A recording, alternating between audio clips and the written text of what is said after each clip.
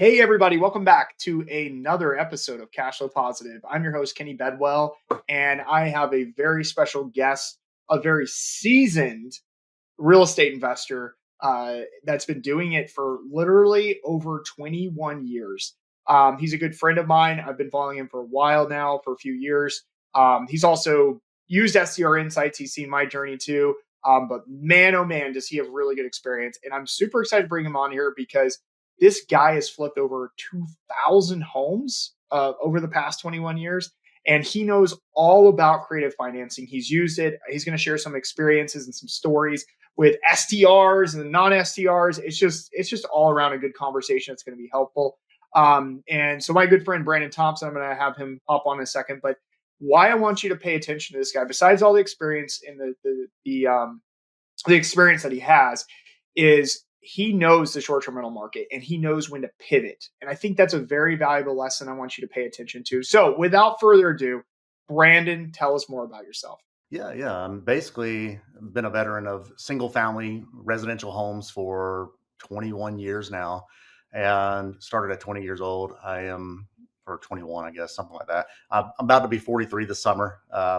We've flipped over 2,000 homes, had over 100 long-term rentals over the years. I'm on my second brokerage. I've got a realtor's license, broker's license. I sold my first brokerage to a gentleman that I trained up. And anyways, we've had, man, my God, at this point, maybe 35 short-term rentals. I'm down to 20 now. Selling one today, actually, after this podcast. And anyways, long story short, fell in love with the short-term rental space several years ago. Back in 2016, we bought our first short-term rental, maybe 2015, actually, in Savannah, Georgia. I live in Atlanta.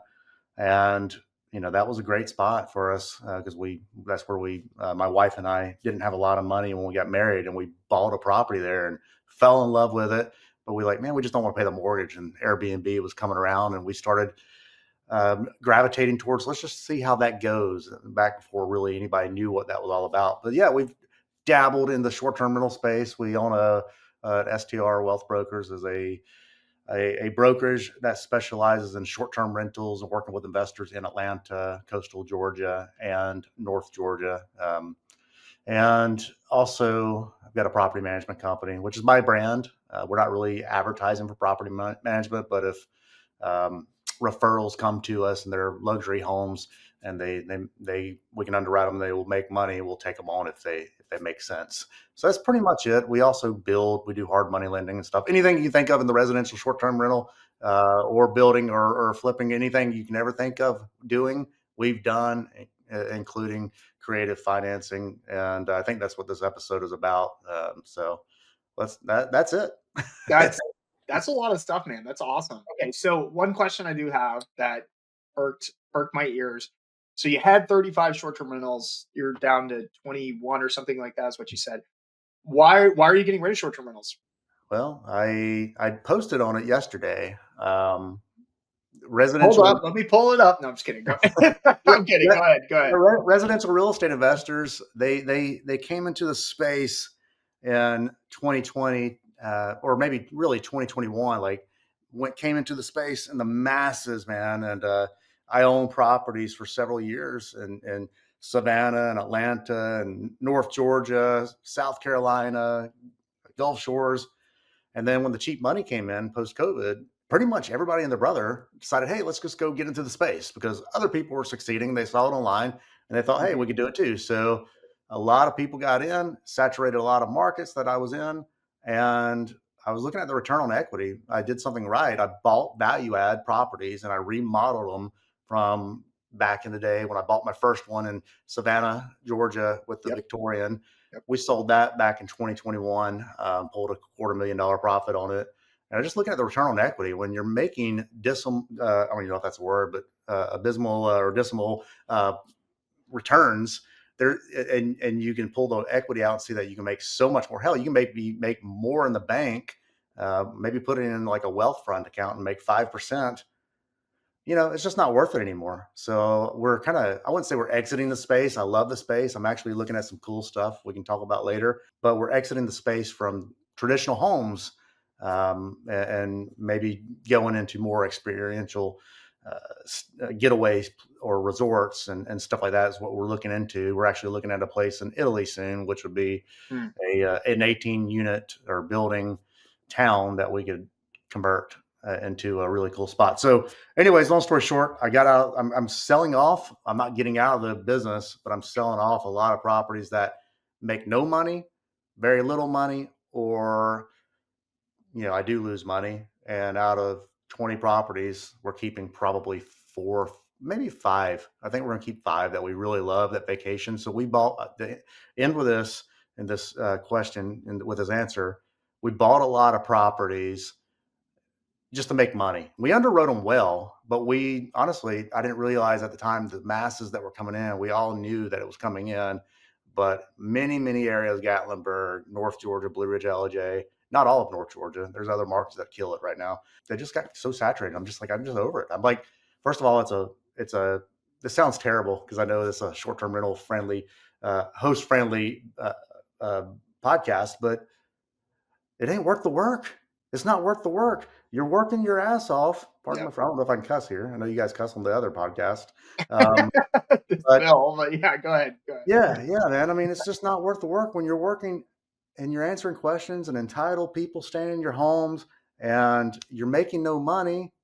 It's time to get out, Mhm. especially when you got millions, $8 million of equity like I do. I mean, it's like I can go put that in the bank and make 4% without the headaches. Right. I mean, or I can go hard money lend and make 13% in 3 points, and I can play off of all my skill sets that I've had over the years. It's just not worth it. Sure, I pay no taxes, but it's not worth the stress and the liability if I'm not making the money. So that's kind of why we're pulling back is what we're doing. We're taking a back seat and adjusting. And you got to, like I said, I'll end with this last part. You got to decide what you want when you're really trying to figure it out. What do you want? Yeah. Ask yourself, why do you want it? When you ask yourself, why do you want it? You're going to ask yourself, what are you going to do to get it?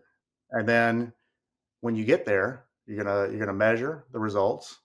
And then if it's not what you're seeking, what you hope for, then you're going to pivot. So we're on the pivot stage. We've been here for 9 months and we're making massive exits and we're just hoarding cash right now. So that's kind of Yeah. where we're That's awesome. So I want everybody to understand too. First off, Brandon, thank you so much for sharing and being open. I love that, and this is why I wanted you to come on the show. And with this particular topic, some of the things that you mentioned, like you're very open and honest. And I feel like we strive here. Or I say we, like myself, cash flow positive or whatever. at. The brand is to be an open and honest show. It's to have real conversations. I've had recent short term rentals got shut down because of regulations. Just Yeah. boom, done. One Heard day about you that. wake up and it's over. And it's different from like dealing with saturation, but it's the same kind of consequence. All of a sudden, you're not making any money on a property. What do Yeah. you do? But I love the lesson. I want to point this out to everybody. Because Brandon's not saying. Hopefully, you're not saying short term rentals suck and you shouldn't get No, in them. no. But he's saying like know when it's time, like, what's the song that know when to hold them, know when to Yeah. fold them? Yeah. It's like you've made your money, you've got your equity, you have a ton of equity. It'd actually be stupid for you to hold on to those properties. So, Yeah. I mean, in 30 years, I'll have all these properties free and clear, but I might have died young because this business can be stressful. Let's be honest. yeah, I mean, we ain't going to go into details, but every one of us listening that has a short-term rental or many short-term rentals like I do, it's a stressful business. If you're doing co-hosting or management, you're dealing with owners, you're dealing with this. It's like you look at your return on equity and look at your energy that it's pulling back from you. And if you're, I mean, I've heard this. Everybody's heard this now. If we're in the entrepreneurial space, but if it's not a fuck yes, it's a fuck no. We looked at ourselves recently, and like, first of all, we don't like where we're at, and I've been trying to fix the problems for 2 years since we realized where we were at, and we pulled back on life to restructure and reallocate. And now we know where we're going. It took 2 years to get a new vision, and Arnold Schwarzenegger talks about that in his more recent book from maybe 2 years ago. I mean, sometimes you don't know what that vision looks like, but the more you kind of question yourself and talk and figure things out, the vision becomes clearer over time. and then eventually you'll have that idea where you want to go, and then you just strive and drive towards that vision and make it reality. And that's where we're at. Yeah, I love that. I really do. Thank you. Thank you for sharing that and opening up about that. So, and there's nothing wrong with pivoting. I think a lot of people set out. So people listening to this, most of them have, Brandon, I don't know, like maybe one property, a few properties. They're going to have less than five, and some of them don't have any properties at all. And they're trying to get into the space, and they just think they're going to have 10 properties one day or five properties one day, and then that's it. But the reality is, after you spend time and stuff and you get that equity, you're like, well, hold on, I could do other things. I can invest in bigger projects or whatever. And I think that's part of growth and scaling. So Yeah, no, it's awesome. it is. And then you need to underwrite well. I mean, when I realized what was happening, Hmm. back 5 years ago, 4 years ago, you were really looking at AirDNA as AirDNA became a massive competitor to you in the space, or I guess you're a competitor to them because they were there first. But I think at the end of the day, and I mean that in a nice way, I No, think no, no, no. Yeah, it's yeah. Go ahead. better. Go ahead. I got a lifetime membership to it. I bought and I use it a lot. But anyways, long story short, the everybody just started looking at the last 12 months of comps, and I didn't have the foresight to be like, oh, this is going to come back, and kind of capitulate and pull back. I should have knew that. I'm smarter than that. But to be honest, I was just going and blowing, and I was scaling so fast. I just didn't have that tunnel vision and could see that that was coming. Hmm. Somebody like Bill did, your co-host on the other episode, podcast. But I mean, I just didn't do that because I was doing so much volume. But you got to think somebody like me has flipped over 2,000 homes, and we owned all these properties. We've done so many creative deals and this and that. I just didn't see it coming. So yeah, well, we're going in this space is sell off some of these properties and create other opportunities and commercial. We're doing some commercial stuff too. And I think I got on a wild tangent. I was going somewhere with this, but It's okay. I think I lost it. So go ahead and correct me. No, But no, that's fine. Well, let's take that and yeah, let's get on the creative financing side. So let's do it, man. So, Brandon, I didn't mention this earlier, but so I do 2 episodes a week. I don't know how I talked myself into that, but I break things into a part one and a part two. So, part one, I talk about creative finance or whatever the topic is, which is creative financing STRs, and I give my 2 cents on it and teach, and it's more just me going for like 15 to 20 minutes, Hmm. just spewing out information and education. I get the honor and the pleasure of bringing you on, somebody who's really, really done it multiple times, to share your experience with it. And so, what I want you to do is tell us more about that. What I talked about was all the different types of seller financing Yeah. out there and what it really means. It's kind of ambiguous, to be honest. It's kind of a fancy term, but let's start there. What is creative? Because you're a broker, okay, Yep. and you do hard money loans and all this other stuff. What does creative financing mean to you? Yeah. I don't necessarily agree with the way the Pace Morby and some of these other guys do it. And, Sure. then maybe that won't make me popular. And I don't care. I mean, at the end of the day, I think there's possible litigation that can happen in the future if you kind of do some things the way they do that. Um, Being a broker licensed for all these years. I mean, creative financing for me, in the way I would opportunize it, and I can tell you 3 transactions I did that I've already thought about for this podcast. But it's creating the best output for the seller in their situation Hmm. with as minimal input from the buyer in that situation, and getting a meeting of the minds where both parties can agree without duping them. And Yep. a lot of people kind of dupe the seller into getting into something and not fully understanding. And that's kind of where I say there could be some potential litigation in some of these deals for other people that are just doing subject twos and this and that. So, yeah, I mean, it's getting to a meeting of the minds and trying to get an opportunity for both people that are a win-win, as little money or nothing down as possible on the buyer side. And, the best win-win for the seller at their time and what they're looking for. So that's how I would put it. Okay. Cool. Cool. Cool. So 2,000 deals. Tell me about the ones that you've done creative financing about with, it's particularly, have you done any with short-term rentals? Yeah, yeah. So I can, like I said, I'll tell you 3 and I can make the stories quick. I'm long-winded, but I can make them quick. I Do had, whatever. There's no stress here, no pressure here. We want to hear them. Give us the details. Go yeah. ahead. So the first one that I ever did, I said, this is what I'm saying. Everybody like puts these, like, this is something new that's happening out there. But I mean, Robert Allen from the 90s wrote a book. called Nothing Down. Freaking killer book. I mean, I got licensed in like 2004, so I started reading a lot of this stuff. I didn't really want to be a career agent. I started reading stuff. Anyways, I've been selling homes at the time. Somewhere around 2006, one of my best friends come into me, best friend at the wedding. He's like, "Man, my house, I don't know what's going on. I've gotten robbed 3 or 4 times. I got to move." He had a bunch of break-ins. Every time he'd go to work, people in the neighborhood would just break in his home and steal his shit. And I can laugh at it now. I'm like, dude, this is terrible. But Yeah. police wouldn't do anything about it. He just couldn't freaking get it solved. I said, well, I tell you what, kind of had an idea of something out of book. I don't know if this is going to work, but why don't you? His payment was like $700 at the time. Now that same mortgage would probably be like 2,500 a month. I said, why don't I take this mortgage from you? I'm going to go do a paint and carpet kind of cleanup. I won't even pay you anything, but I'll take over the mortgage. You ain't got to go pay. You don't even have to go pay anything else. Just go rent or buy something, and we'll help you because we're agents at the time. He's like, I'm just going to go rent somewhere close to my mom and dad. I'm going to get out of this side of town. I said, okay, fair enough. So I said, give me your mortgage payment, and you can log into the account. Give me your login credentials.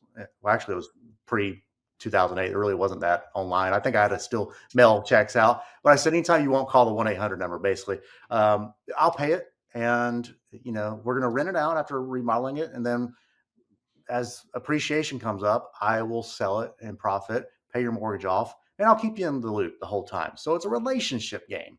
Mhm. And he's like, I get it. I like it. Let's do that. So within 2 weeks, he was out. He handed me over the papers. I was paying the bills.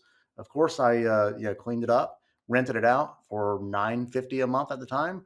Made a couple $100 in profit on a long-term rental within 2 years. Right before 2008, luckily, right before that bomb, I sold the property, made a few $1,000s, and paid his mortgage off, and he was happy. He's like, "Oh, that's great, man. I didn't have nothing to worry about." So that was one that I did, no money down, and just took over a friend's mortgage to get him out of a hairy situation. And luckily, I never got broke into, nor did my renters at the time. Yeah. That was one. So going into a short-term rental story, that was back in 2006. Short-term rental story was probably 2021. I bought a property in LJ. I was doing what I call driving for dollars. I was going hardcore, walking away from flipping out of Atlanta. We were doing all these homes a year, like 100 homes plus a year. And I really loved the short-term rental space because 2016 to 2021, we're just killing it. And I'm like, well, I need to go find some luxury homes. So I just started go driving in the mountains in North Georgia, a couple hours away from me here in Atlanta. And I was driving around the mountain roads and I just ran up on this property that was abandoned and distressed. I always look for the signs of distress. And it was a Mhm. really nice luxury neighborhood. And anyways, long story short, I saw it. I walked around it, tried to break into the home. I mean, let's face it, I'm going to just tell you the truth. I couldn't get in, but yeah, That's yeah, hilarious. we get little credit cards. We try to pop into stuff and jig it up a little bit. And sometimes we get in, sometimes we don't. I'm not going to steal anything, but I want to get into the home. Yeah. Anyways, long story short, walked around. I got the address after figuring it out with an app I use, a courthouse records app, and then I saw that the name of the people. So I looked it up on TruePeopleSearch.com, and went through probably 13 phone numbers until I got the owner, who was an absentee owner in Delaware, just letting the property rot. He built it in 2004. It was 2021. He sounded very elderly over the phone. Mm. He's like, yeah, I'd sell it. So we negotiated it. But I walked around the property, um, and there was a Jeep there. And so the guy, I worked with the guy. He owner financed the property to me. But I said, look, if I take this over, I want this Jeep. And I was looking around. And I'm like, I have a Jeep that I just bought. I know that's a special one. It has an extended back, so I can hit up all my buddies that are into cars. They're like, dude, this is the holy grail of Jeeps. And Oh wow. it was like I don't know all the Jeep terms anymore. I just sold my Jeep for an EV now. But anyways, that was like a holy grail of Jeeps. It was a special 2-door. It was fire red. Had all the freaking stuff loaded up on it with an extended back, and it was like worth $25,000. And it only had like 100,000 miles on it, but it had been sitting under a tarp for years, and Mm. started getting mildew in it. So I said, look, I want the Jeep. He's like, well, I want X amount more. I'm like, I'm not paying you more. You're not coming back. This home is in distress. I'm trying to work this deal Yeah. out. I'm going to go remodel it. And then I'm going to refinance it onto a permanent mortgage and use no money down with you. I'll have you paid off in a few months. And we did a BRRRR strategy basically, and I used some money out of my pocket to remodel it and just transform the whole home. But I got the Jeep in. He negotiated the Jeep in for me for free. Within 2 years after driving it, I sold it and made 25 grand. And now I'm selling that same home tomorrow. I was all in for 450. I'm selling that home tomorrow. No, I'm sorry, today, this afternoon, for $765,000. Wow. That's awesome. So that was one I did. So I used a bridge loan with the owner instead of going to get hard money, refinanced it after doing the remodel with some money out of my pockets, and then permed it out. And I've been holding on a permanent mortgage and not having to deal with that seller for years now. So that was the second one. The third one, Well, let's back up a little bit. I want to because I think there's a lot of different pieces there that people will want to understand. So first off, you said you went in, it was no money down to the seller, right? Tell us, what was that conversation like? That initial conversation like you had with him about, hey, Mr. Seller, or hey, I know you're there. This property's distressed. You want to sell? He's like, probably. So, what did you offer to him exactly? Tell us the offer terms. Well, I'm going to do this from the best of my knowledge. I do so much volume. It's hard to remember. So if somebody looks up the tax records and it's off by 50 grand, I'm sorry. But I want to say we offered him like $400,000 on the property. I'm sorry, $300,000. Your purchase price, $300,000. Yeah, I think that's what we offered a guy, and he really wanted more. He's like, "Well, I've got an appraisal saying it was worth 500,000." I'm like, "In this distress mode, there's no way. It's got, there's a lot wrong with it without going into details, and there's some structural stuff too. His wall was kind of pivoting out off the mountain. So I said, "Look, this is going to cost like $100,000 to go fix, and these rates are going to be extremely high with hard money. Mm-hmm. You just hold the note for me at X amount of interest rate." And we don't put any money down, and we refinance it within 6 to 9 months. It's like, yeah, let's do that. He's like, I won't. I think he said he wanted 450 at that point. So I said, yeah, I'll give you 450. So I think I just told you guys just a couple minutes ago I was all in for 450. I think I'm all in for 500 actually. I put another $50,000 out of my own pocket. I mean, I've made some money over the years, so I wasn't trying to be a cheapskate. So I put some money out of my pocket. I know a lot of people don't have 50,000 to spare. So I mean, that's where your negotiation skills just going to have to get even more polished. But you find out the pain points. The guy, through conversation, I was learning that the gentleman was elderly. He built the home 20 something years ago. He had all these boats and cool stuff. You could tell it was a family residence. There was pictures all throughout the house. So you start kind of studying the person, who they are. After the guy let me in, kind of looking around, I got to find out who he was in a sense. So I start hitting on those points, talking about family, talking about enjoying this area, finding out that he lived in Delaware full time. Kind of talking that he's like in his late 70s. He's looking to kind of get out of owing so much. He didn't really care about taxes. I guess he's probably in a lower tax bracket in his elderly years and just don't really care. So he wanted the cash as soon as possible, really, versus holding paper for a long time. So that's where we came up with 6 to 9 months. And just talking to somebody, have an adult conversation. Here's what I don't like about a lot of people, especially in some of these Facebook groups I see, and talking to some of these people. I host meetups a few times a year here in the Metro Atlanta market. A lot of these people are so young, they're scared to talk to people. So they're just kind of like really dancing around the circle with a lot of people. And I call it duping. And there's so many stories out there. But they don't even tell the seller that, if this guy had the property paid off free and clear. It wasn't like my friend who had a mortgage, but they don't even tell the seller that there could be a chance that these balloons get popped or called because of a deed transfer. I mean, I see it in a lot of these Facebook groups. This note was called. What do I do? What do I do? Oh, you should have put in a trust. At the end of the day, a trust ain't going to resolve the problem that people lied on paper. So you got to have some kind of contingency plans for sure. And it can work. But I think at the end of the day, like, it's just being honest with people, letting them know that what may or may not happen. What's the worst thing that can happen? Okay, well, let's prepare for the worst. And let's hope for the best. And really have those adult conversations with people. And find out what the pain points are and negotiate like people. And sometimes they're not going to work with you, and sometimes they will. And I think that's kind of what it is. I mean, going into terms, call it 450. I put another 50 grand out of my pocket, 7% or whatever, instead of paying 13%. And then we refinance it and I get it on a 7% mortgage, on a perm mortgage, and sell it a couple of years later. And we make, I don't know, I'm guessing $250,000 or so. So that's kind of how we pulled that one off. Yeah, that's awesome, man. And I got a Cool. free Jeep out of it. I made another 25 grand. You got a very deep out of it. Yeah. I cleaned it up. I might have spent $2,000 on that Jeep, and I rode around on it for a couple of years, and then I actually sold that on a creative deal. So Oh, that was really? interesting. Yeah. Cool. That's awesome. That's cool. Okay. Let's hear the third one. The third one is in the local community where I live, about 25 minutes up the road from my house. We have a commercial.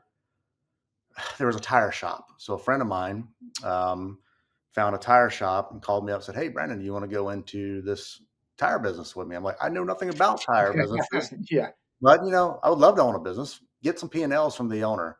And his name was Shane. His name is Shane. He said, well, he came back to me and said, "Well, the guy does cash business and he doesn't have any P&Ls." I said, "Well, that's a lie. He doesn't make enough money, and or he's burying money, and he just doesn't want to show it." And the guy wanted like $400,000 for this building that was dilapidated, and I couldn't even prove that was making money. So I looked at the land value. Me being in this business for so long, this was about 3 years ago. I looked into the land value. I said, "Well, I don't think it's going to be worth more than 50 grand, but I tell you what, I see, Shane, if you want to put some money in on this with me, and we can get some owner financing with the owner, I feel like we can do some entitlements, tear down the building, and build like a multi-unit food market, kind of like they do in these different communities."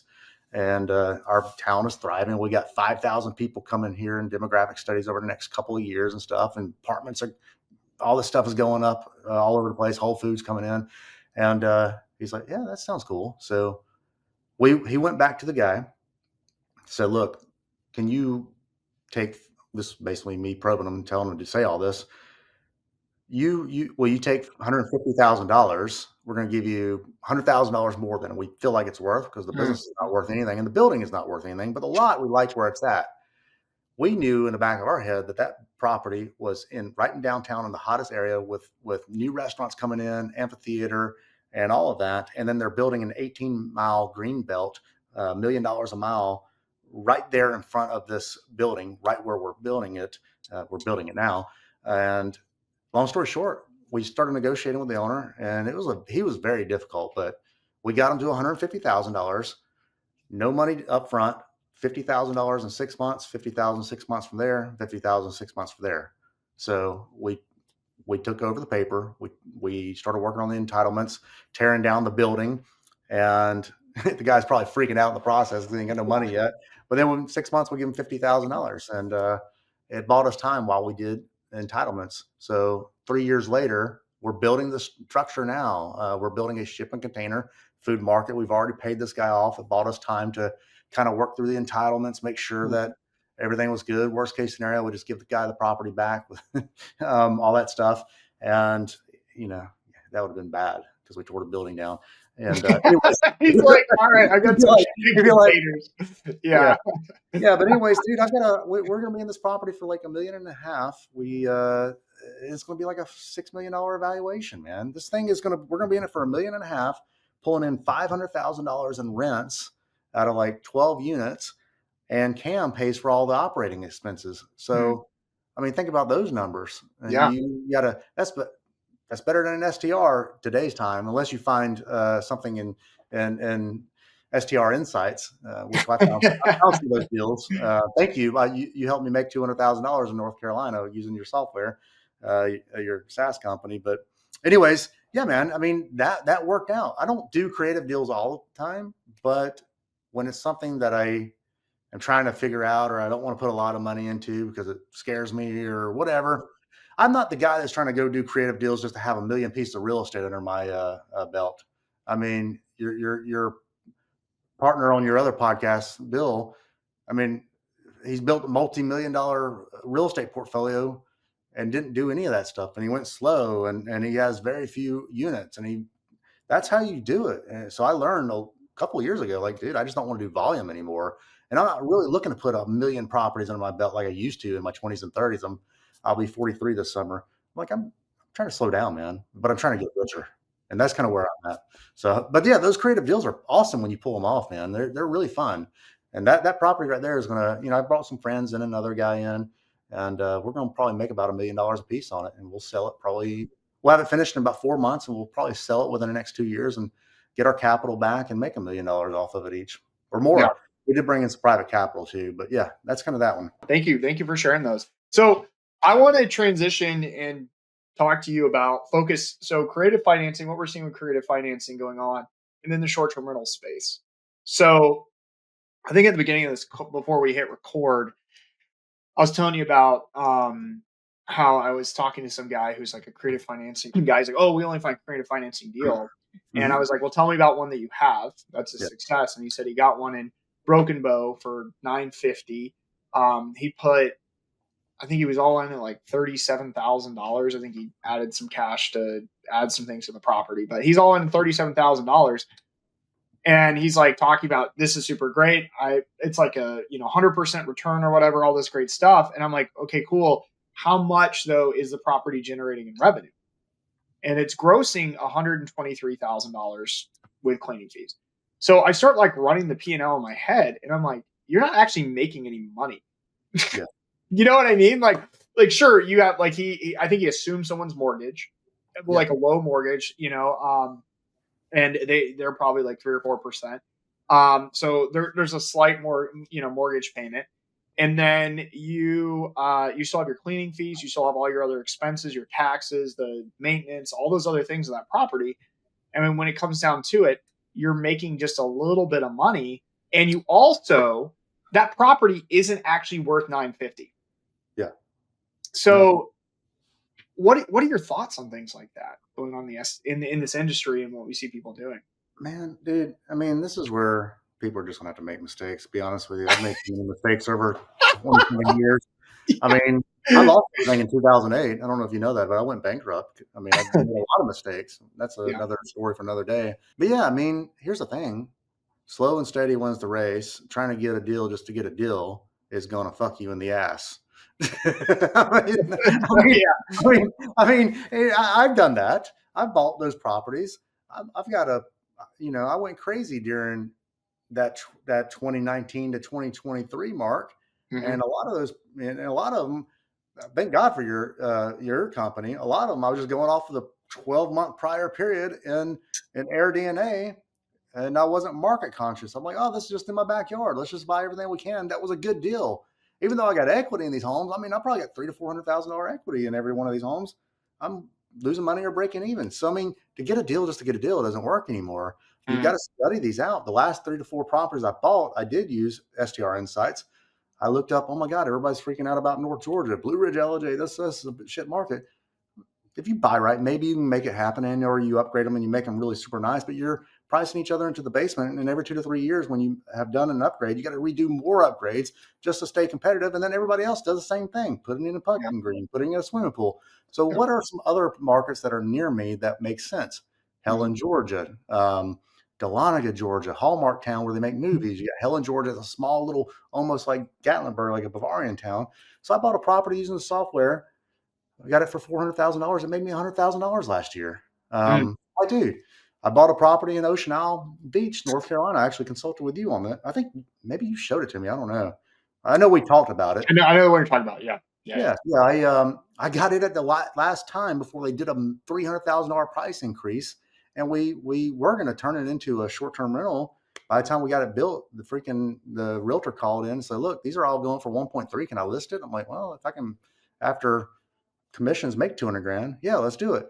But yeah, man, I mean, I think the glory days of short-term rentals are over, and you got to be very, very intentional. And you just going back to the creative finance thing, you just can't go in and just creative finance long-term rentals or short-term rentals just to get more property under your umbrella. Because at the end of the day, it's just gonna at some time there's going to be a black swan event or a capitulation in the economy, like we're probably seen over the last 3 years.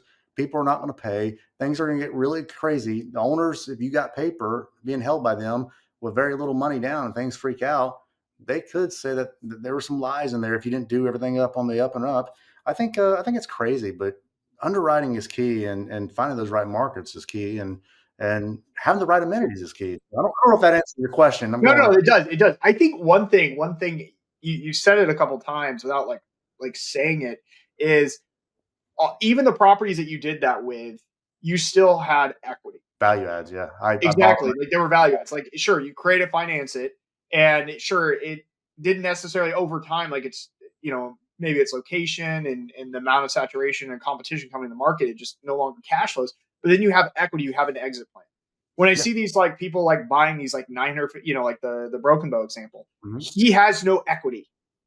Like, Mm. there is literally not an exit strategy. He has to hope that property, he will hold on to that property long enough that it will appraise for much longer so he can actually gain money from it.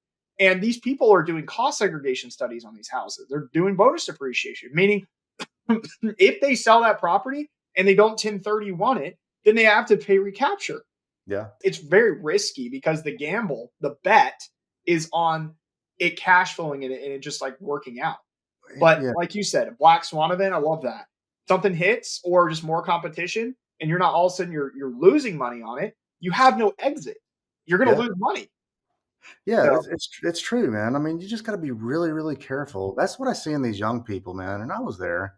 I, I was young. you're still I, young, Brandon. yeah, 40. yeah, That's yeah, not yeah, old. That's not old. Yeah, yeah, yeah. I say it like I'm you're old, but good. You're from yeah, experience standpoint. Yes, yes. yeah, You're, man. I you're mean, younger. when you're in the space, you're getting out of college, or maybe you didn't go to college, and you want to be an entrepreneur, and you've seen everybody make money years ago, just a few short years ago. It didn't mean that they were that they just killed it. They were just there. Yeah. They didn't know what the hell they were doing. They were just there. They participated in 2020 to 2023, and many people, regardless of ignorance or if they were ignorant, they Right. all succeeded.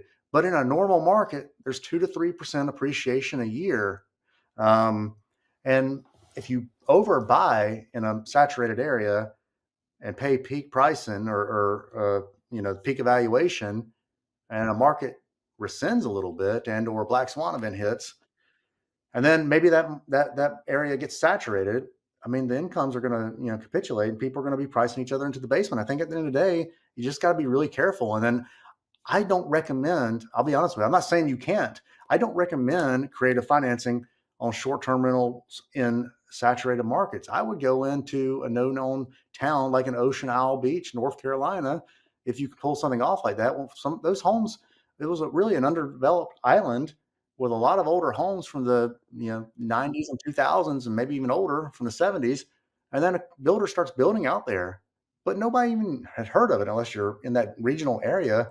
Find something like that. Find a Gulfport, Mississippi, where there wasn't all those people racing there. Then work with those owners. I think that's where it's at. You just don't go crazy, and then don't try to negotiate the best deal you can. I mean, don't overpay for a property, because guess what? As soon as we say this on this podcast, 1,500 people are going to freaking go to that market and saturate it. So you got to be careful. That's so Those true. intentions, because I want to exit all of our properties right now. So please Yep. feel free to buy them. Just kidding. Yeah. Yeah. You're like, I've got this list. Yeah. No, I'm just kidding. Cool. Well, no, this has all been really, really good, Brandon. I appreciate you sharing and being open and honest, and then also giving the good insights because it's been helpful. As we're kind of wrapping up here, man. So first off, if I'm an investor, maybe in North Georgia, and I want to go to one of your meetups or get in contact with you, what's the best way to do that? Yeah, yeah. I mean, I'm on Facebook. There's a million Brandon Thompsons on Facebook, but Yeah. there's There's one not. Brandon Thompson of the Smokies. There's Brandon Thompson of North Georgia. Yeah, yeah. STRwealthbrokers.com, southerncharmvacay.com might be the easiest way to track me down. I'm about to really start my social media up again. I went crazy and pulled back, and I was kind of doing a lot of that back in the day, and I just kind of got to the point where I need to go fix my business. So, Mhm. um, I'm on Instagram. I don't even know what my handle is, to be honest with you. I've been out of the game for 2 years now, doing podcasts and stuff like that. But we're about to have a podcast come back out Okay. about the gritty side of entrepreneurship, not just real estate, but I've got a friend of mine who owns an HVAC company, just sold it for $150 million. Like, what did it take to get there? How did you die in the process? You know, what's the fires that you had to solve, and let's Yeah. communicate about it by the fire. So we're going to be doing some really cool stuff. I bought the domain firesideelevation.com. So that's something that's coming soon. But yeah, man, the gritty side of entrepreneurship, I personally get I love real estate, and I'm always going to be talking about real estate and buying real estate. But I like business too, man. I like what you've built here.